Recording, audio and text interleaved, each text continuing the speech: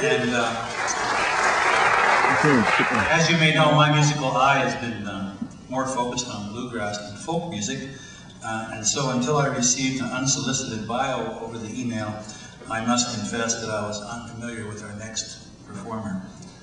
A man who has garnered more than a little fame as a folk singer and songwriter. I invited him to join our humble show here today, and to my surprise and delight, he accepted. Let me use his bio to introduce him to you. Our next artist had humble beginnings. He grew up on Vancouver Island as the son of a logger, and when the time came to go to work, he followed his dad into camp. He soon decided, however, that hard work was not for him. He headed east to the fabled folk scene of Burlington, Ontario, and there he began to hone his craft as singer, songwriter, and poet. People began to take notice. Important people. He moved to New York, and his long string of hits began. At one time, 3 of his songs occupied the Billboard magazine top 10. His songs became some of the most recorded in the business. Then in 1983, tragedy struck. During a skiing trip, he sustained a crippling injury that has kept him off the road for 25 years. The voice fell silent until tonight. He's known to some as a Shawnigan Bard.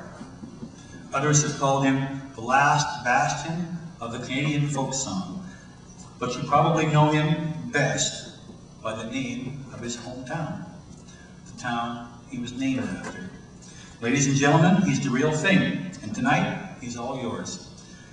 Please make welcome Mr. Crofton Harmac.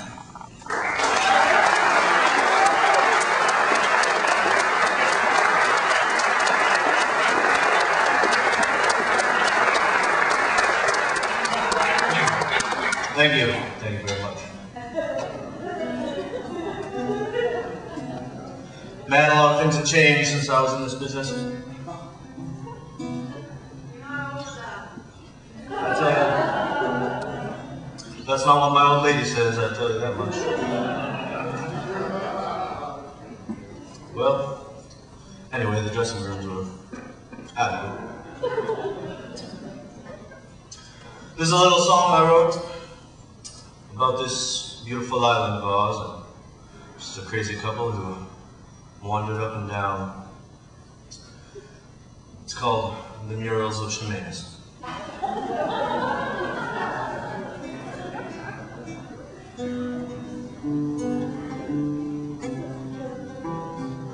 We were shooting bull down at Doug's bar when we heard an unfamiliar car and footfalls of a fast approaching stranger. Well, he swung the bar doors open wide, and casting all our looks aside, he uttered just one word, it was Chemainus. Well, we welcomed him with open arms, and we fed him beer and we gave him arms. Then we said, hey, tell us of your sorrow. You said, I don't want to share your dreams, but things, they are not what they seem, and maybe there won't be a new tomorrow. But there's a girl way up on the island line, she'll steal your smokes and speak in rhyme, and all she rhymes of is becoming famous. But it's hard to say if the world's on fire, it sure is mighty easy to tire of looking at those murals of Chemainus.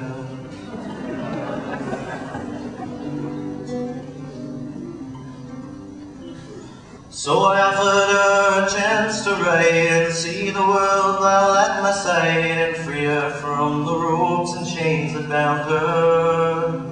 She said, I don't know about fancy clothes, and I don't know where this highway goes, but I always thought I had soul around her.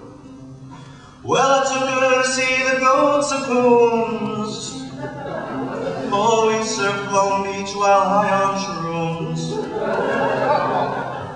tasting life and gazing at Uranus. She said, I've had a dandy of a time, but I know what would suit me fine, that's to be back with my murals of Chemainus.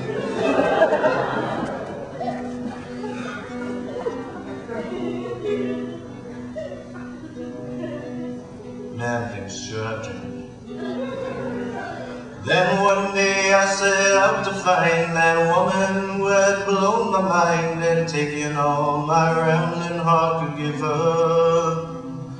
Well, I let my sorrow lead the way to the Timmy's over in Mill Bay, and then I walked along Chemainus River. Well, as I walked into town that night, something wasn't feeling right, so I had a couple of beer with my buddy Chemainus. Well, I turned and she was standing there with flowing locks of golden hair, immortal